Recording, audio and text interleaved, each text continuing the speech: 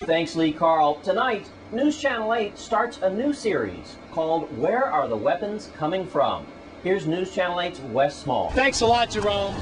I am here at the container port as we start our special today called Where Are the Weapons Coming From? I think we've all agreed on at least one thing, that weapons are not manufactured here in the Virgin Islands. At least guns aren't anyway. So then the question remains, how are they coming in to our territory and our ports? Well, folks, the container port seems to be on a lot of people's minds. These are one of the areas that we're going to look at today. I just want to tell you some information. Container ports in general, here's some numbers. Each year, approximately 13 million containers come into the United States ports alone, including 6 million from overseas. Now, United States ports handle over 800 million tons of cargo, all valued at around $600 billion. So you do the math. Despite the high volume of cargo, only 5% of the containers are checked. 5%. Now, we are just a microcosm of the United States, and certainly of the world.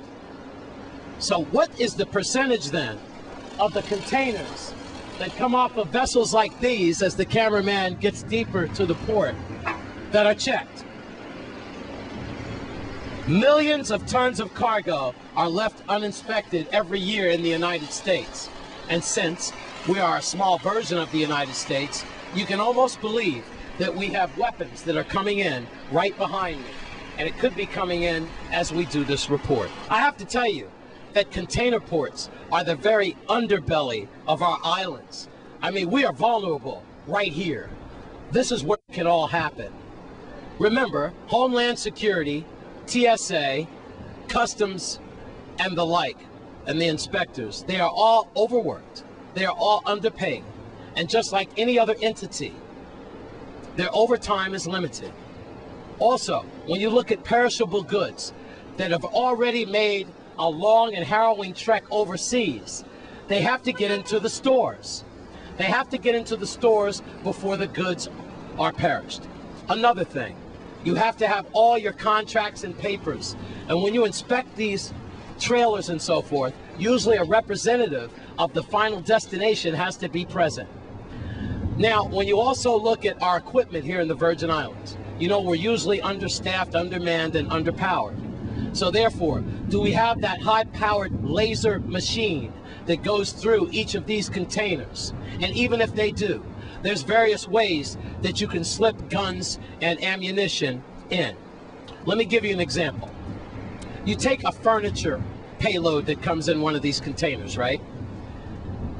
Appliances like washing machines and dryers, and the foam that holds all these things together when you get them out of the box to make sure things don't rattle around. These are where dismantled gun parts are being hidden, inside of the foam, inside of the plastic, inside of these trailers that you're going to see ride right by me right now. Now, if I know this, and you know this, and it's basic knowledge in the streets, then why can't customs inspectors, TSA, and also Homeland Security do something about it? This is just the first of a three-part series that we're doing. Where are the weapons coming from, since they're not manufactured here? As we show the picture of 20-year-old Akeem Lee, who probably is wearing that same gold chain, the same watch, and the same cell phone that he is talking on, underneath the ark and food stamps, as he came home to see his family and friends for festival.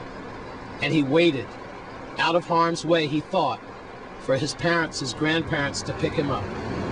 He was slaughtered in cold blood. Perhaps you could see his picture and feel his grandmother's pain as we continue this report. Where are the weapons coming from? And perhaps you can call Crime Stoppers tonight. 1-800-222-TIPS. Remember, if you're not part of the solution, you must be part of the problem. Akeem Lee, we won't forget him, will we? To be continued. I'm Wes Small. for News Channel 8. Wes Small will have a second part of that series coming up tomorrow. And when we come back from this break, we'll take a look at the aftermath of the Frederiksted Fish Market riot.